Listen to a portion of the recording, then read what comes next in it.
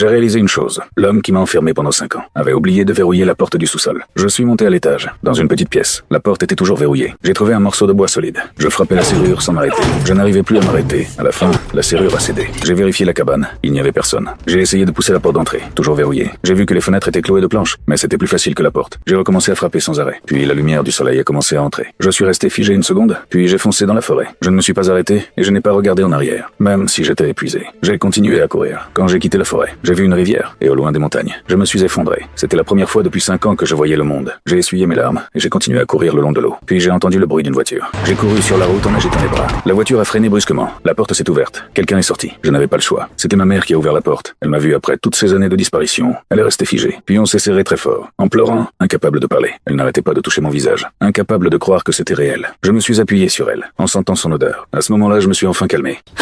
Sicura di aver chiuso le finestre? Sì, Lily, E quelle di sopra puoi controllare di nuovo, non sono voglio... sicura, vado. Ma petite sœur est rentrée en courant à la maison. Elle a foncé sur moi et m'a serré très fort. On tremblait tous les deux. Elle me regardait, les yeux pleins de douleur. Ma mère a appelé la police. La police est arrivée rapidement. Dès que je les ai vus, mon corps s'est de nouveau tendu. Ils ont commencé à poser des questions. Mais je n'arrivais pas à parler. J'avais peur. Je pensais qu'il allait revenir. Ma sœur n'arrêtait pas de m'encourager. Ma mère me tenait dans ses bras. Petit à petit, j'ai commencé à parler. Je leur ai tout raconté. Quand j'ai prononcé son nom, Hanson, toute la pièce est devenue silencieuse. À l'hôpital, ils m'ont examiné. Après, un détective est entré. Il m'a demandé comment j'avais réussi à m'échapper. Où était la maison? Mais ils ont dit que mes paroles ne suffisaient pas. Ils avaient besoin de preuves. L'endroit où j'étais retenu était la clé. Pendant ce temps, la police l'a arrêté. Mais pendant l'interrogatoire, il n'a rien avoué. Dove la nascondevo?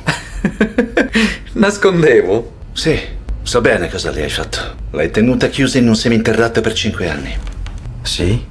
Le téléphone du détective a sonné. L'équipe de recherche a retrouvé la cabane. Mais le sous-sol avait été détruit. Il ne restait aucune preuve. Mais chez lui, ils ont trouvé une photo de lui et un morceau de pain que j'avais volé en cachette.